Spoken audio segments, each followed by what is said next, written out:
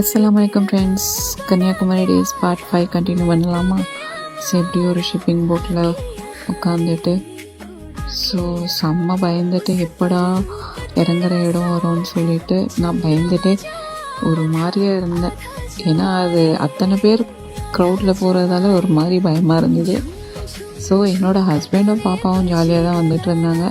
எனக்கு தான் உள்ளுக்குள்ளே பயமாக இருந்தது. அப்போ இறங்கிட்டு ஓகே மெயின் பாயிண்ட் வந்துட்டோன்னு சொல்லிட்டு செம்ம வியூவாக இருந்தது. சுற்றி கடல் சூப்பராக இருந்தது. ஓகே அப்படின்னு சொல்லிட்டு வெயில் தான் முடியல சுத்தமாக. அதில் வேறு செப்பல் இல்லாமல் ஃபுல்லாக அந்த ஒயிட் பெயிண்ட் போட்டதால் அந்தளவுக்கு தெரியல. நடந்தால் அந்த சூடு தெரியாதுன்னு சொல்லுவாங்கள்ல, அந்த மாதிரி. பட் அது அந்த மிரர் ஹவுஸ்க்கு போனோடனே பயங்கரமாக இருந்தது எனக்கு. எங்கே கீழே இறங்கிடுவோமோ அப்படின்னு சொல்லிட்டு. பட் என் பொண்ணு பயமே இல்லாமல் ஜாலியாக என்ஜாய் பண்ணிகிட்டு இருந்தா. அங்கேருந்து ஓடுறா, என்னென்னமோ பண்ணுறா. பட் எனக்கு தான் பயமாக இருந்தது. அப்படியே கீழே பார்த்தாலே தலை சுற்றிச்சு. எனக்கு ஹைட்னாலே சும்மாவே பயம். பட் இருக்குமா? ஸோ எத்தனை பேர் கன்னியாகுமரி போயிருக்கீங்க? அந்த கண்ணாடியில் நிற்கும்போது உங்களுக்கு பயமாக இருந்துச்சான்னு சொல்லிட்டு மறக்காமல் கமெண்ட்ஸில் சொல்லுங்கள்.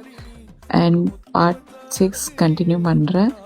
மறக்காமல் என்னோடய சேனலை சப்ஸ்கிரைப் பண்ணி வச்சுக்கோங்க. முடிஞ்ச ஒரு லைக் பண்ணிக்கோங்க. தேங்க்யூ.